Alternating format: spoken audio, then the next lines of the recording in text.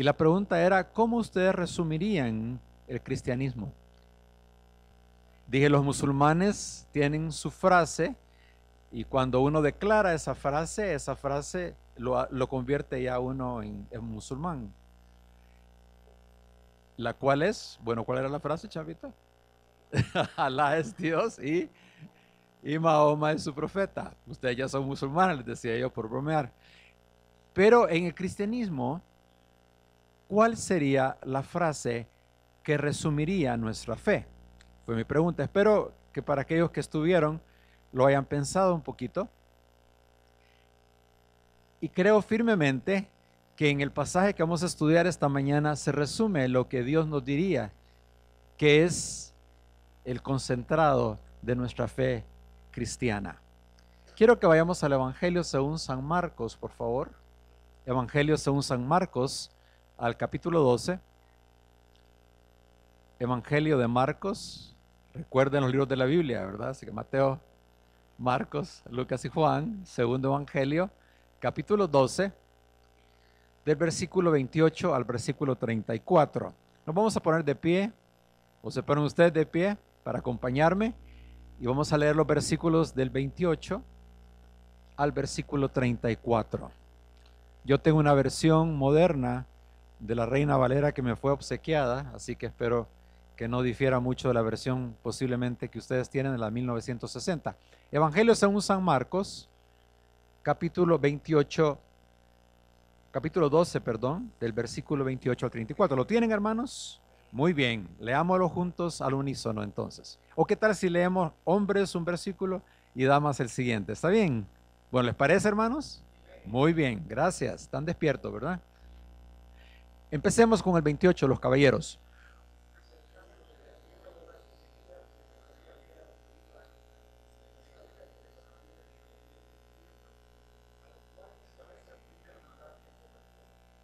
La dama, 29.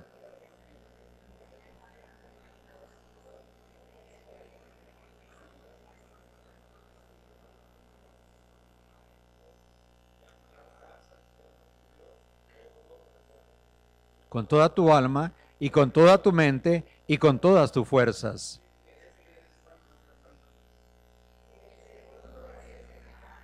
Amarás a tu prójimo.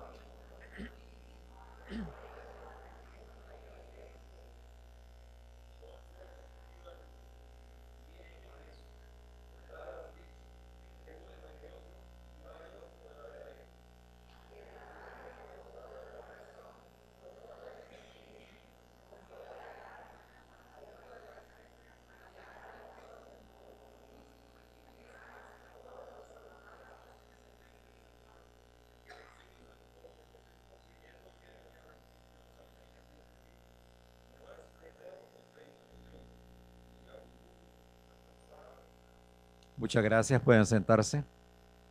Mi versión es un poquito diferente, por eso no la quise leer. Esta es una de 3 preguntas que se le hacen al Señor Jesús. La primera está en los versículos anteriores, cuando se le acercan unos soldados y unos fariseos que eran, claro, la principal fuerza religiosa de aquel entonces, y le hacen la pregunta sobre el tributo. Y el Señor Jesús muy sabiamente les contesta, ¿no? Que le deben de dar al César lo que es del César y a Dios lo que es de Dios. Cada cosa en su lugar. La segunda pregunta se la hacen los saduceos, quienes no creían en la resurrección. Y la pregunta es, también las 2 preguntas anteriores son preguntas de relevancia, ¿no? Una tiene que ver con la política, con el dinero, y se la hacen a un líder, si pudiéramos decirlo así, religioso, Jesús. La segunda pregunta viene de los saduceos y es una pregunta acerca de la moralidad. Era de un hombre que se había casado 7 veces. ¿Por qué? O era al revés, perdón. O sea, recordemos, o sea, los pasajes. Era la mujer, ¿verdad? Que había tenido 7 esposos, porque dentro de la ley había una tradición que decía de que había que guardar la descendencia. Entonces, cuando moría un hermano y no había descendencia, el otro hermano se casaba con ella. Y así esta mujer tuvo siete maridos.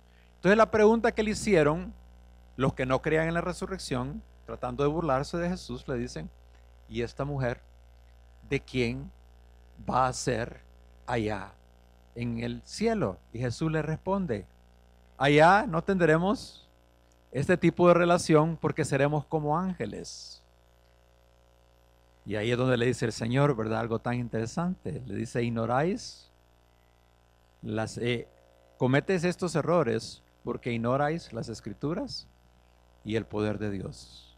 Debemos de conocer la escritura, qué es lo que enseña, y la gracia o el poder del Señor. Es un poco cómico. Bueno, mi compañero de trabajo allá en Turquía, trabajamos con una familia brasileña y Leví es el nombre de él. Dice que era el versículo menos gustado de su esposa, porque él le decía, mira Nilva, si allá en el cielo no nos vamos a casar, no vamos a estar casados ya, le decía. Y la mujer se ponía bastante molesta con esto, ¿verdad? Ahora no queremos entrar aquí a teologías del matrimonio. Pero la tercera pregunta es una pregunta que era una cáscara de guineo a la que le tiraron al Señor. No una pregunta realmente con el deseo de saber o conocer cuál era el más grande mandamiento. Mas sin embargo el Señor Jesús da una respuesta que deja sorprendidos a toda su audiencia. Y aquí ya no es el grupo de los fariseos y soldados políticos, aquí ya no es el grupo de los saduceos, aquí es un escriba el que le pregunta. Miren lo que dice el versículo 28. Uno de los escribas que estaba presente, que había estado presente en la discusión y que vio lo bien que Jesús les había respondido, le preguntó, de todos los mandamientos, ¿cuál es el más importante? ¿Se imaginan ustedes qué tipo de pregunta?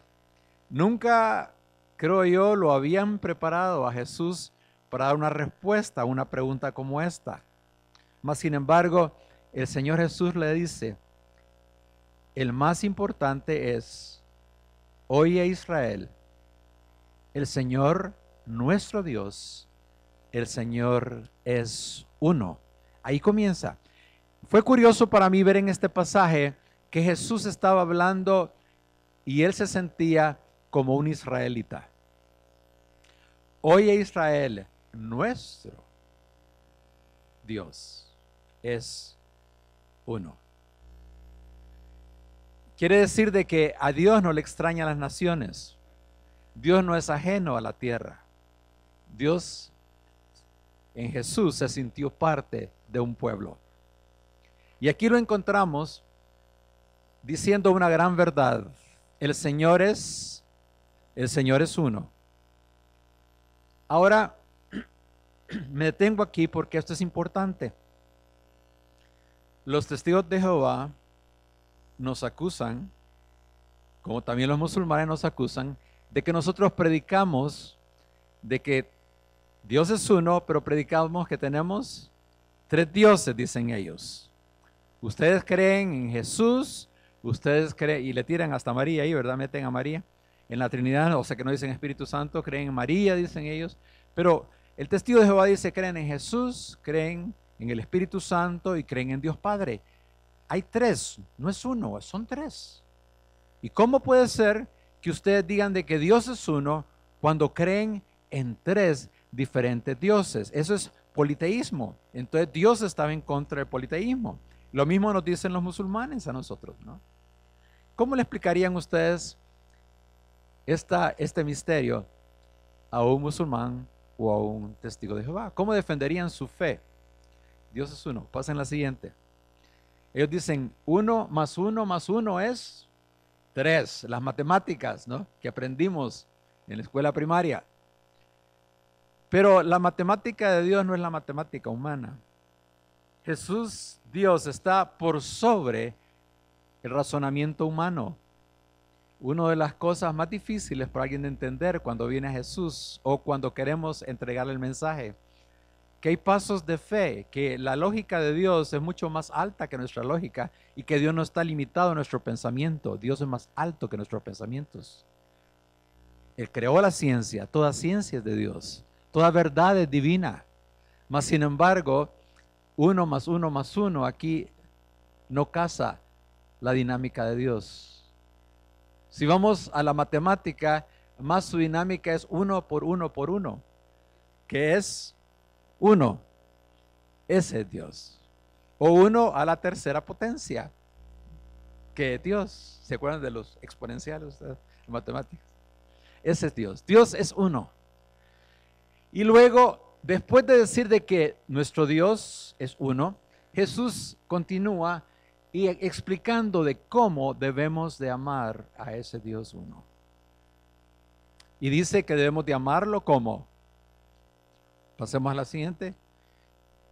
No, perdón, el anterior. La anterior. O sea, el versículo cuando habla de que debemos de amar a Dios con todo nuestro corazón, con toda nuestra alma, con toda nuestra mente y con todas nuestras fuerzas, ¿verdad? Entonces, corazón, nuestra alma, nuestra mente y nuestra fuerza. Podríamos hacer aquí una dinámica de movimientos para recordar un poquito más este versículo. Pero es curioso, porque aquí está hablando Jesús de habla con todo nuestro corazón, con toda nuestra alma, con toda nuestra fuerza, con todo. Y cuando el escriba reacciona con él, interactúa con él, le dice, bien lo ha dicho, que nuestro Dios es 1. Y debemos de amarlo, pero ahí hace un resumen, con todo nuestro corazón, con todo nuestro entendimiento, le dice, y con todas nuestras fuerzas. Con todo nuestro corazón. ¿Qué es el corazón? Este principio, este mandato de Dios no es del Nuevo Testamento, viene de Deuteronomio. Génesis, Éxodo, Levítico, Números, Deuteronomio. 2 veces la ley se repite en el libro de Deuteronomio. Viene de 2 veces, de la segunda vez que Dios está explicando la ley. Y Deuteronomio 6, versículos 1 en adelante, habla de la oración que el pueblo judío hacía, el Shema. Era la oración del pueblo judío, que deberían de llevar esta oración continuamente en ellos, en sus frentes, en sus brazos, que Dios era 1.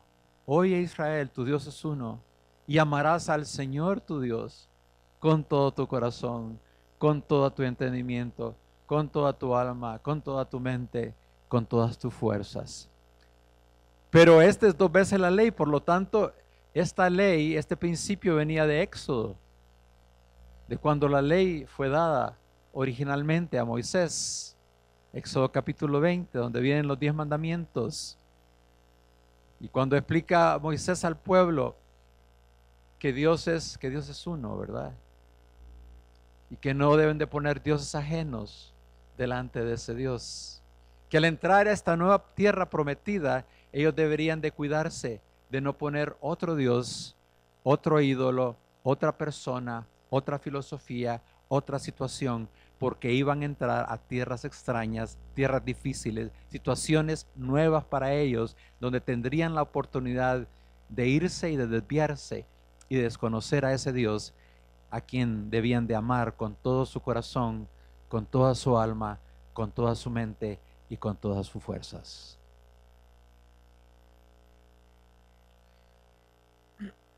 Otra cosa que me llama la atención de este pasaje es que tanto en este pasaje de Marcos como la repetición por parte del escriba, como en el pasaje de Deuteronomio, como en el pasaje de Éxodo, Cada uno de los escritores comienzan con la misma condición de cómo debemos de amar a Dios. Debemos de amar a Dios con todo nuestro. Se repite, el primer ingrediente es nuestro corazón. Yo nunca había notado eso antes. Yo le decía, Señor, ¿y por qué? ¿Por qué es que tú quieres nuestro corazón primero?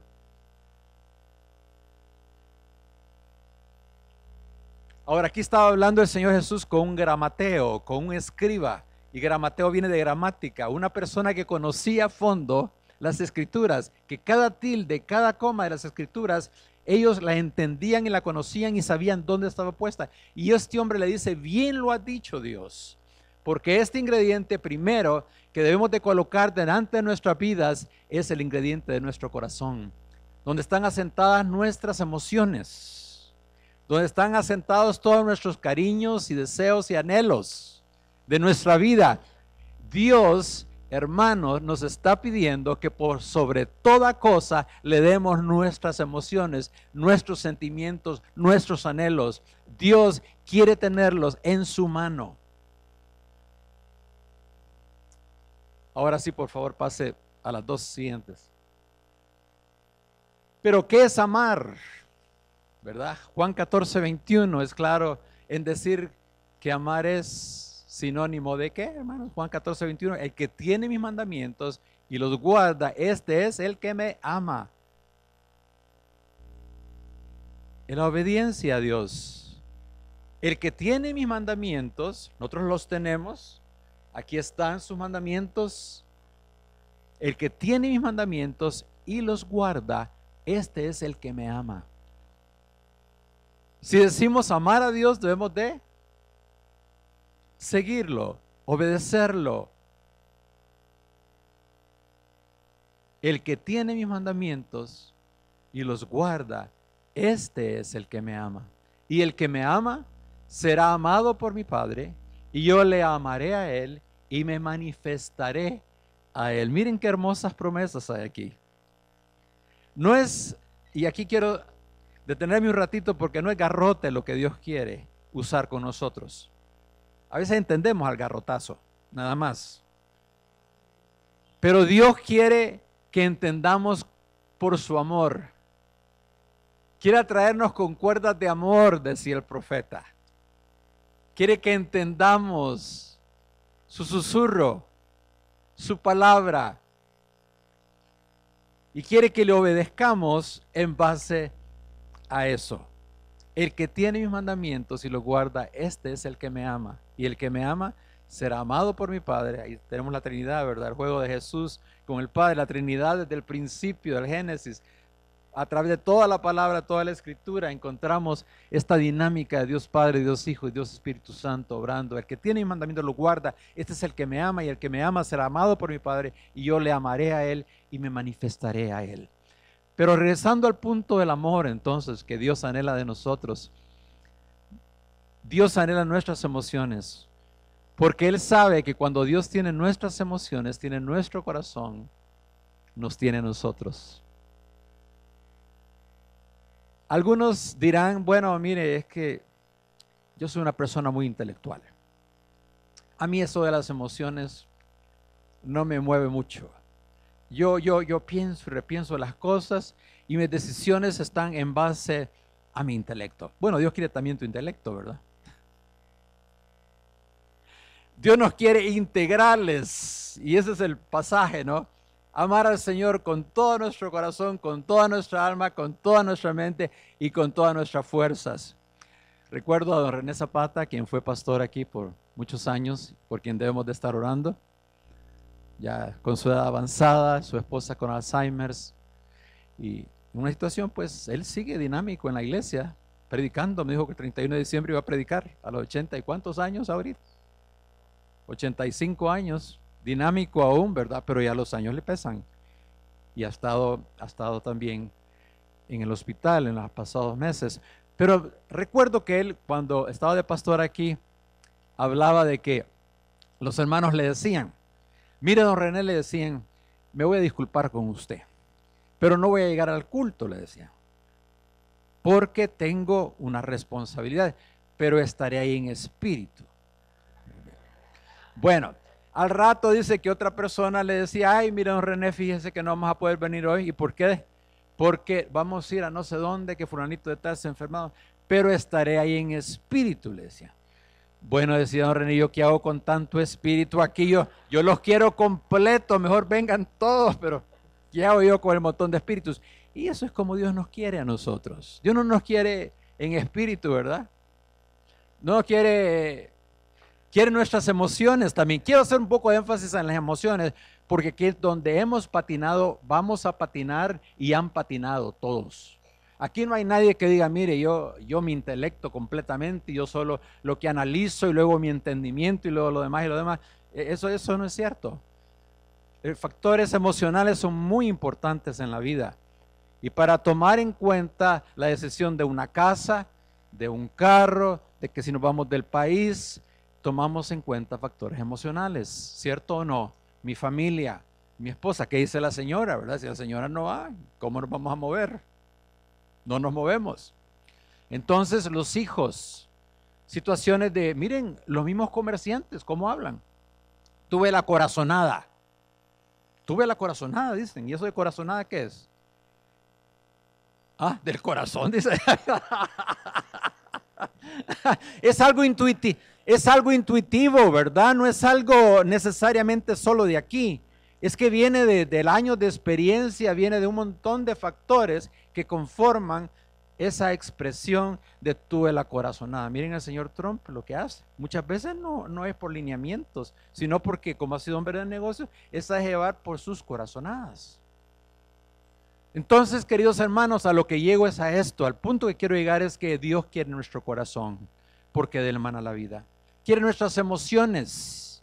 Y como dije, si comenzamos a hacer preguntas aquí de cómo se conocieron usted con su esposo, o qué relación hubo antes de ustedes casarse, o con cuántos hubo, ¿verdad? O con cuántas hubo antes de casarse, y los deslices que han habido, como dicen, los desmadres que han habido, ¿verdad? En las relaciones. Y cuando nos ponemos a contar las cosas, mire, si yo les contara mi experiencia con Bess, fue de película aquello, ¿verdad? Vimos 4 años de horror o de terror, no sé qué fue, en nuestra relación de compromiso. Hermanos, Dios quiere nuestro corazón, porque de él mana la vida. Y eso es lo que Él dice, ¿no? En su palabra, hijo mío, dame tu corazón, porque de él mana la vida. En este nuevo año 2019, entremos de corazón, entremos de entendimiento, entremos con todas nuestras fuerzas, entremos con toda nuestra psique, nuestra alma, nuestra identidad. Eso es realmente lo que Dios quiere tocar, lo que Dios quiere formar de nosotros en este año. Quiere que se lo entreguemos a Él. ¿Estamos dispuestos a entregarle a Él nuestro corazón? Nuestras decisiones basadas en lo que Él quiere y no en lo que nosotros queremos, en su palabra, en su voluntad, en la dirección y la guía de su Espíritu Divino. ¿Estamos, hermanos, en esa? De ver, ahí atrás, los de allá atrás, ¿qué dicen? Aquí dicen amén, allá atrás, amén también, muy bien. Pero ese no es solo el mandamiento tiene 2 partes. Y si volvemos a nuestro pasaje de Marcos, ¿hasta qué horas tenemos, Carlitos? 8. Está adelantado 10 minutos, pero tenemos hasta las 8:20. Ahí me ponen la alarma, por favor, que no me voy a descuidar y lo voy a dejar hasta más tarde. Pero regresemos a Marcos 12 para ver la segunda parte de este mandamiento. Es un solo mandamiento. Dice, Jesús le respondió, versículo 29, y luego el versículo 30, y amarás al Señor tu Dios con todo tu corazón y con toda tu alma y con toda tu mente y con todas tus fuerzas. El segundo en importancia es, amarás a tu prójimo como a ti mismo. No hay otro mandamiento más importante que esto. ¿Se imaginan ustedes? Un resumen fenomenal que el Señor Jesús hizo. Qué sabiduría la de Jesús, qué entendimiento la de Jesús, qué humanidad la de Jesús, qué sencillez. Cuando ponemos el Evangelio de esta manera, amar al Trino Dios con todo nuestro corazón, con toda nuestra alma, con toda nuestra mente, con todas nuestras fuerzas, y a tu prójimo, ¿cómo? Como a ti mismo. Suena sencillo, ¿verdad? Suena sencillo. ¿Cierto o no? ¿Cómo suena? ¿Cómo suena, digo yo? No, ¿cómo? En la realidad, en la práctica es más difícil, ¿verdad? Pero ¿cómo suena? Suena fácil. Si lo memorizamos, lo conocemos. Pero es profundo en esencia. Si todo este libro es acerca de eso. Y teólogos han pasado y pasarán, y setecas vendrán y se irán, y todo lo demás, y seguiremos sacando fuentes o agua de la misma fuente que es nuestro Dios, porque nuestro Dios es infinito. ¿Y quién va a poder entenderlo completamente? ¿Quién va a poder conocerlo? Aunque Él dice que en esto nos gocemos en conocerlo y entenderlo, ¿no? Y nos gloriemos en conocerlo y entenderlo. Y esa es nuestra meta y ese debe ser nuestro deseo. Y cuando amamos a Dios por sobre todas las cosas van a ser diferentes en nuestra vida. Pero fácilmente olvidamos. Pero luego es amar a nuestro prójimo. ¿Y quién es nuestro prójimo? ¿Quién es nuestro prójimo, verdad? El que está al lado, es nuestro próximo. Esa foto a mí me ha cautivado, para serles honestos, porque es una expresión tan profunda de lo que es el amor. Es un señor, parecería turista o no sé, en una playa, que se encuentra con una muchachita, quizás que vive en las calles, no sé, pero que al ver su condición se quita sus sandalias y se las entrega, y la niña está tan movida, la mueve a ella a lágrimas, que está llorando. Me cautivó la foto, y creo que debe cautivarnos, porque esto en gran parte expresa lo que esta sección quiere darnos a entender. Que hemos de amar a nuestro próximo. Nuestro próximo es aquel o aquella que está a la par nuestra, que vive con nosotros, que se llamará cónyuge, o que se llamará papá o mamá, o que se llamará hijo, hija, o que se llamará tía o tío, o que se llamará vecino o vecina, que se llamará comunidad donde vivo, que se llamará país, o que se llamará naciones, o que se llamará mundo. Ese es nuestro prójimo.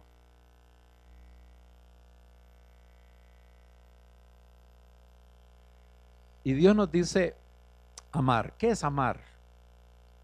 Yo definí amar hace muchos años. Me recuerdo aquí en la iglesia, comencé a hacer un estudio acerca de las expresiones del amor en la palabra de Dios, y llegué a esta conclusión: que amar es desear y practicar el mejor bien para aquellos a mi alrededor. Amar es desear. Ahí nos quedamos en el deseo. Ay, mire, le deseo, fantástico. Pero el practicar, el que me lleve al hecho, a la acción. Al estudiar la palabra compasión, es curioso también ver en el libro, en los evangelios, ver la palabra compasión, porque cada vez que hay palabra compasión, el verbo próximo que sigue esa compasión es que hay siempre la acción.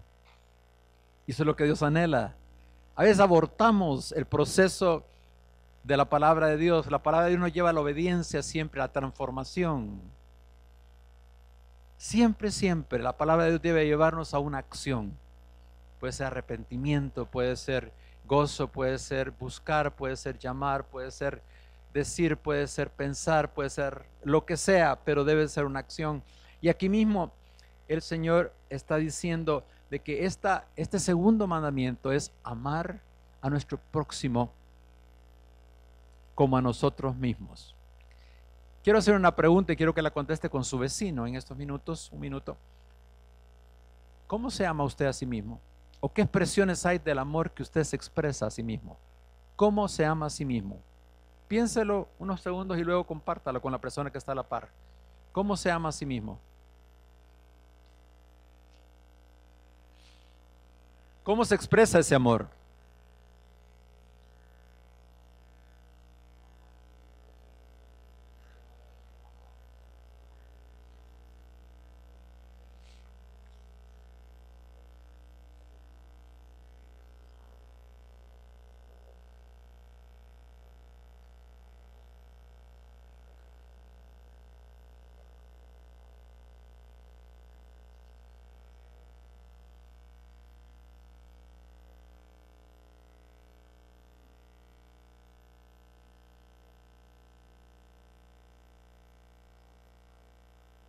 Muy bien, gracias. Ya pudieron compartir algo. Me llama la atención la última parte de este verso, cuando dice que el amar a Dios y el amar a nuestro prójimo es más importante que todos los holocaustos y los sacrificios. Más que cualquier sistema religioso o monumento religioso o ejercicio religioso, es el amor a nuestro próximo.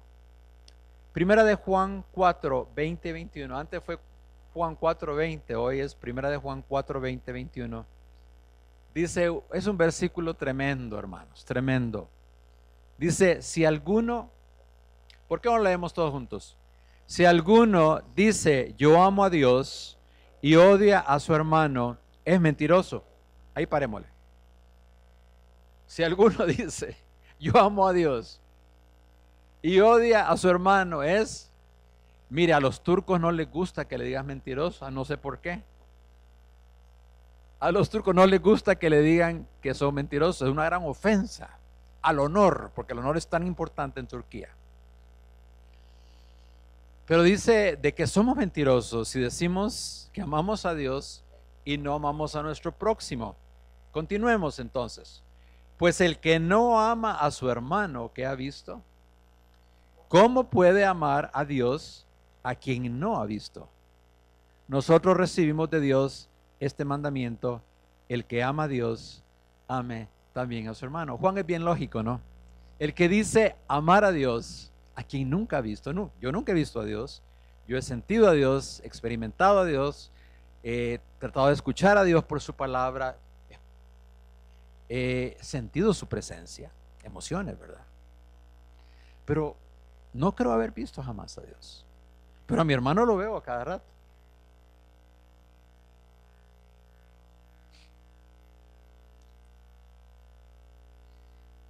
Si a Dios que no lo veo, digo que lo amo, a mi próximo, mi cónyuge, a mi hijo, mi hija, mi vecino, ¿cómo voy a decir que lo amo?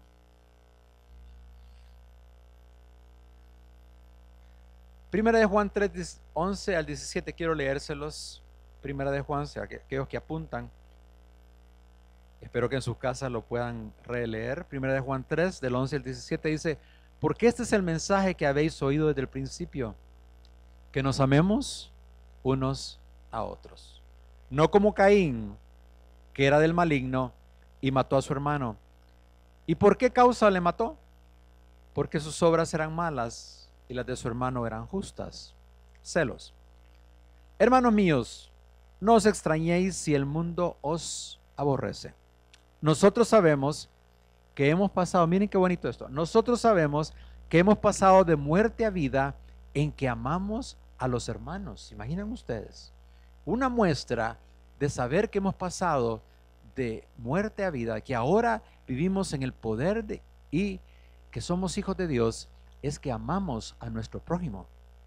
Todo aquel que aborrece a su hermano, a su prójimo, es homicida. Mire qué fuerte es la palabra de Dios. No anda con medias tintas, ¿no? El que aborrece a su hermano es homicida, es asesino, es matador de gente. Aquí habemos muchos de eso, ¿verdad? Asesinos. Así dice Dios. No lo digo yo. Entonces quizás vamos a tomar un tiempecito para arrepentirnos de eso. Padre, queremos arrepentirnos de veras de nuestras actitudes, nuestros pensamientos, Señor. ¿Cuántas veces hemos experimentado, vivido, hablado de tal forma que hemos cometido homicidio, Señor, con nuestro odio? Perdónanos, Señor. Nos arrepentimos de ello, concordamos contigo y nos volvemos a ti en esta mañana en el nombre de Jesús. Pero continuemos. Todo aquel que aborrece a su hermano es homicida, y sabéis que ningún homicida tiene vida eterna permanente en él. En esto hemos conocido el amor, en que Él, ¿se imaginan ustedes? ¿Qué ejemplo? En que Él puso su vida por nosotros. Pero este ejemplo hay que seguirlo. También nosotros debemos de poner nuestras vidas por nuestros prójimos. Pero el que tiene bienes de este mundo, el amor es práctico, y ve a su hermano tener necesidad y cierra contra él su corazón, ¿cómo morará el amor de Dios en él? Esta semana escuchaba a un hombre cuya esposa está cuidando a la mamá de ella, a la suegra. Y me decía él, porque le digo, fíjate que no vi a tu esposa el domingo en la iglesia. Un comentario, ¿verdad? Para hacer plática uno muchas veces dice cosas. Y entonces me decía, es que está en su ministerio, me decía. Está en su ministerio. Está cuidando a su mamá. Ministerio, es cierto. Ese es el ministerio. Cuando amamos de tal manera que el amor nos lleva a la acción, al servicio de otras personas que están en necesidad. El amar, aclaro, el amar a nuestro prójimo no es siempre decir sí, a veces es decir no. A veces nuestra ayuda puede ser perjudicial, como cuando el hijo pide dinero para drogarse, como cuando un niño va a tocar la hornilla que está caliente. ¿Qué hacemos? No, o le quitamos la mano. El amor, y el doctor James Dobson tiene un libro, ¿verdad? Que el amor debe ser fuerte. El amor a veces dice no. Necesitamos saber y tener sabiduría en entender cuál es la verdadera necesidad. Y a veces la verdadera necesidad no es material. Aunque puede ser, a veces la necesidad es espiritual, es psicológica, es emocional. Recuerdo hace muchos años vino un muchacho aquí a la oficina cuando era de pastor. Yo estaba de pastor acá y me dijo, era un joven, venía de otra iglesia y me dijo, vengo a decirle que por favor me discipline, me dijo. Y eso le digo yo, ¿qué pasó? Me dijo, he tenido relaciones sexuales con mi novia y ha quedado embarazada. Y entonces le digo, y en mi iglesia no me disciplinan, me dijo el muchacho. El pastor no me dice nada, me ha dejado. En otras palabras, él sentía la necesidad de un padre. Y vino a buscar papá aquí, para que le dijera, mira, lo que has hecho está mal, pero hay solución al problema, ¿verdad? Y habría que ver las alternativas. No voy a decir que hay una sola solución a la situación, pero el amor muchas veces dice no. Estaba en la clínica médica, ya con los años tiene uno que venir a todos los médicos para que lo vean, que le chequeen todo y que feo a veces, ¿verdad? Eso. Pero ni modo, estaba en la clínica médica, salí del consultorio del doctor y encuentro a 3 señoras hablando en voz fuerte, ¿no? En medio del consultorio, y una dijo, es que dijo mi papá, dijo, a mi mamá la ha, dijo, abusado toda la vida, emocionalmente y físicamente. A una señora ya de edad, ¿no? Y dijo, y mi hermano mayor ha tenido que levantarse para enfrentar a mi papá y decirle, aquí no me está tocando mi mamá ya no más. Aquí es punto y aparte, y aquí se respeta. Y hermanos, no solo es de mujer a hombre, o de hombre a mujer, perdón, es de mujer a hombre también. Ahora las situaciones ya no solo se dan de un lado para el otro, ¿verdad? Porque antes pensábamos las mujeres son solo víctimas, ahora también hay hombres víctimas de las situaciones que se dan a este nivel. Pero quiero decirnos que el Señor nos ha llamado a esclavitud, que el Señor nos ha llamado a libertad, y que muchas veces tenemos que hacer paro a las situaciones estas, como en este caso de esta familia, y decir, este es el límite. Porque hermanos, tenemos dignidad. Dios nos ha dado una dignidad. Nosotros no somos esclavos, ¿verdad? En el matrimonio es un compañerismo, es una cooperación, es una relación íntima de amor y respeto. pero el respeto es parte del amor también. Entonces hay que decir no. Hay que decir no, hay que decir hasta aquí se llega, porque en esta casa, les voy a contar una historia, algo personal, porque a veces con los años, vamos con Betsy por 24 años de casados, ya me casé sazón, entonces, voy a decir, ya cayéndome del palo, ¿verdad? Sino que, entonces, con los años uno va acostumbrándose tanto. Y no voy a justificarme, aquí yo erré, yo he reconocido, estamos aprendiendo a decir yo he errado. ¿Qué cuesta? ¿Qué le cuesta a uno de hombre decir yo he errado? Hice mal. Y entonces, 2 veces le levanté la voz a Betsy. La tercera vez, no me dejó. Mira, me dijo, 2 veces lo has hecho, ya no más. Y el Espíritu de Dios a uno le dice, mira, es cierto. En tal ocasión y tal ocasión. Y tuve que recapacitar y decirle, mira, Betsy, perdóname, he fallado. Voy a procurar no volverlo a hacer. Quiero dar algunos consejitos rápidos por el tiempo en cuanto a la relación de matrimonio, porque yo sé que es donde más álgido es el asunto, pero esto se puede aplicar a cualquier tipo de relación, porque toda relación conlleva sus altos y bajos, toda relación humana de los más difíciles que existe, la iglesia es de los más complicados que existe, toda relación social es de lo más complejo en las dinámicas que ahí se dan, ¿verdad? Quiero decir algo para los matrimonios, y aquí tomen nota, por favor. Algo que nos ha ayudado mucho y que aprendimos, este es un gran secreto que les voy a dar. Por favor, no lo divulguen, guárdenlo, cuídenlo. Miren, aprendan a orar juntos. Nos ha costado y nos sigue costando a nosotros 5 minutos. 5 minutos. Miren, hay tantas cosas que hacer en la casa, hay tantas responsabilidades fuera del hogar, del ministerio, que la iglesia. A veces no apartamos 5 minutos a orar. Básico.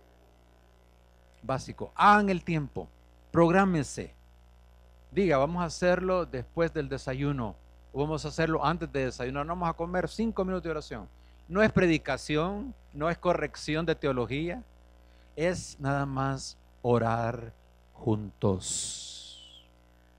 Créanme, el ejercicio más difícil que ustedes van a hacer va a ser este. Vamos a ponerlo más complicado. Otra cosa que estamos aprendiendo, que aprendimos en un retiro de parejas, porque hay que ir a retiros de matrimonios. Vayan, por favor, vayan. Nos iluminan, nos ilustran, vemos cosas que no habíamos visto antes. Tengan un tiempo para planificación de familia. 1 hora semanal, donde puedan ustedes evaluar y planificar. Las empresas lo hacen, los negocios lo hacen, la sociedad lo hace, el gobierno lo hace, los partidos lo hacen. ¿Y por qué no nosotros, que somos la mejor empresa, la familia, con nuestros hijos, nos vamos a apartar 1 hora semanal para preguntarnos cómo estás, primeramente? ¿Cómo está tu vida? ¿Cómo están tus emociones? ¿Te he ofendido en algo, cariño? Duro, ¿verdad? ¿Te he ofendido en algo o me has ofendido en algo? Porque también hay que sacarlo, ¿verdad? ¿Me has ofendido en algo? Mira, quiero decirte que no me gustó tal y tal frase. Y no esperen a la semana para que sea eso. Si hay oportunidades, en el momento adecuado, oren, ¿verdad? Pues esos 5 minutitos de oración que se pueden alargar un poco, si hay situaciones que hay que atender. Pero en esa hora semanal, hagan una planificación familiar. ¿Qué vamos a hacer?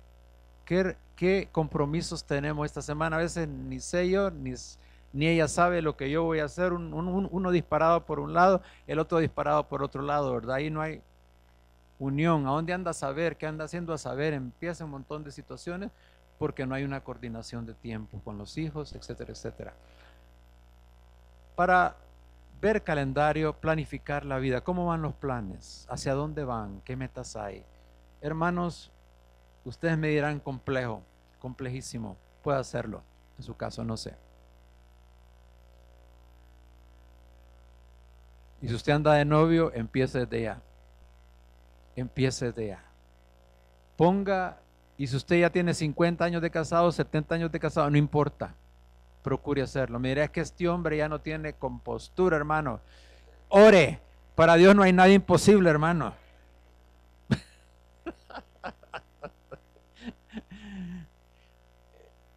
Pasamos otra experiencita que se la voy a abrir aquí con mi esposa. Y estaba dedicada a los caballeros.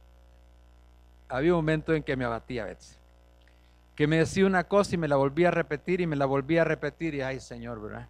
Ahí viene otra vez. Ahí viene otra vez. Y yo callado, callado, callado.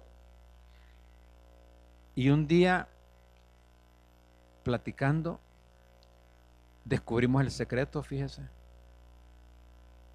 de esa dinámica enfermiza que teníamos. Y era que ella se quejaba para llamarme la atención. Y yo me hacía el loco para no darle alas. Entonces estábamos en un impasse tremendo, tremendo impasse, ¿verdad? Entonces me dijo ella, porque la mujer es sabia, se casó conmigo, ¿verdad? Me decía ella, mira, si tan solo me decís, te entiendo. Si tan solo me decís, fíjate que de veras está interesante el asunto, pongámosle atención, platiquemos más profundo. Si tan solo eso, ya me quitas el repetidero. Santa medicina, fíjese. Nos ha ayudado bastante. Todavía caigo a veces o caemos, ¿verdad?, en el ciclo, pero sabemos dónde cortarlo. Hermanos, a lo que quiero llegar es que esto es amor en la práctica. Esto es amar a tu prójimo. Si usted dice amar a sus hijos, ame a su cónyuge, así. Pero ponga límites con dignidad, porque esa es parte del amor, esa es parte del respeto. Termino con la siguiente ilustración. A veces el amor no está en las cosas grandes, está en las cosas chiquitas de la vida. Está en el decir buenos días, está en el decir buenas noches, está en el decir cómo estás, está en el decir te mando un mensajito para decirte que estoy orando por ti.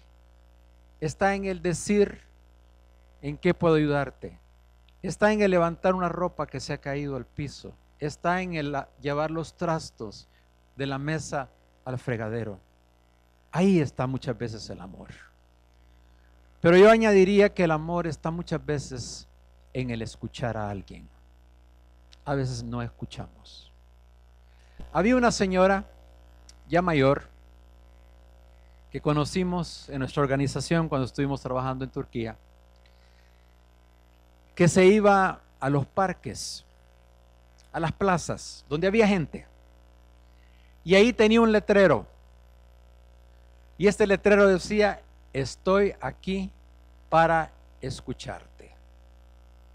Y la viejita se sentaba en una banca, con el letrero a la hora de la comida, y ahí pasaba la gente y el marido enfrente por si cualquier loco la llegaba a atacar, ¿verdad?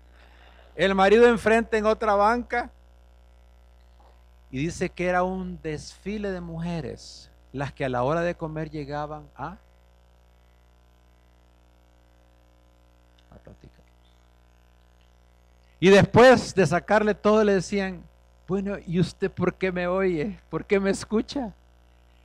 Y ahí estaba la oportunidad para decirle, porque Dios es un Dios que escucha y porque Dios te ama. Y ahí presentaba el Evangelio. Queridos hermanos, queridos amigos, en este año 2019 entramos, cuenta nueva, borrón nuevo, digamos, ¿verdad? Cada día realmente es un borrón nuevo.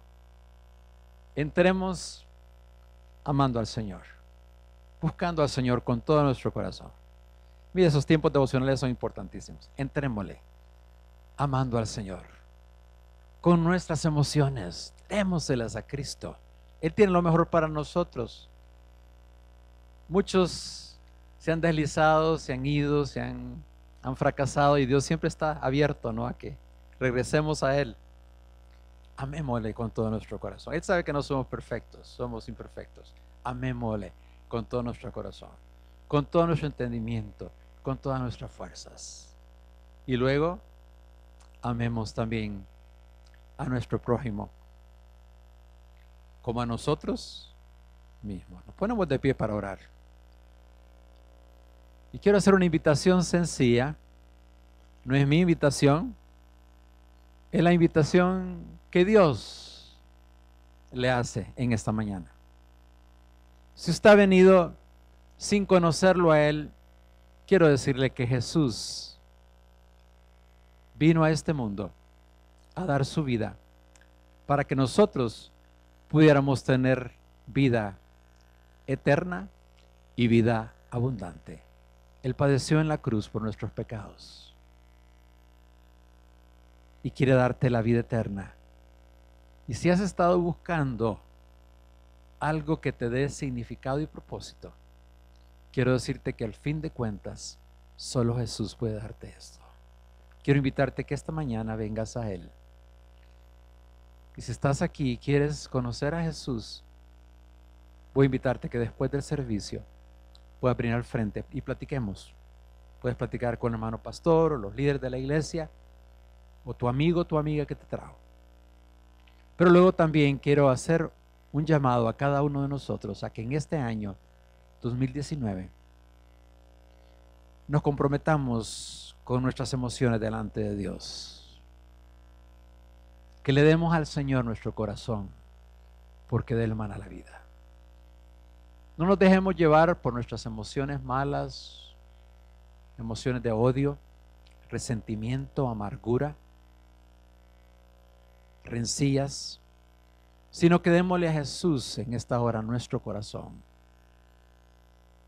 y que podamos hacer las paces, perdonar, dejar a un lado, tal vez no reconciliar, eso es algo que lleva mucho más trabajo, ¿verdad? Pero sí es posible también. Pero recuérdese, usted es un ser digno. Dios le ha dado la imagen de su Hijo Jesús y debe respetarse y respetar a los demás. Padre, en esta hora nos entregamos a ti. Nos dedicamos a ti, Señor, porque tú eres el Rey, el Señor, el único.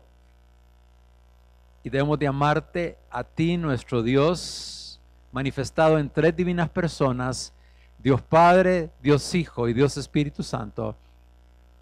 Queremos entregarnos a ti, Señor, en este año 2019. Espíritu de Dios, nuestro esfuerzo se ve incapacitado, se ve imposibilitado por nuestras limitaciones.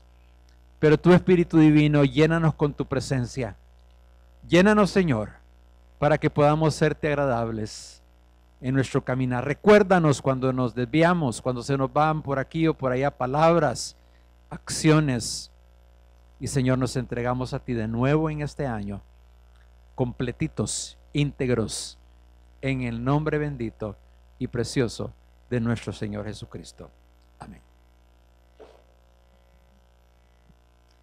Y oramos también, Señor, por las ofrendas esta mañana. Queremos darte gracias por tu provisión en estos días.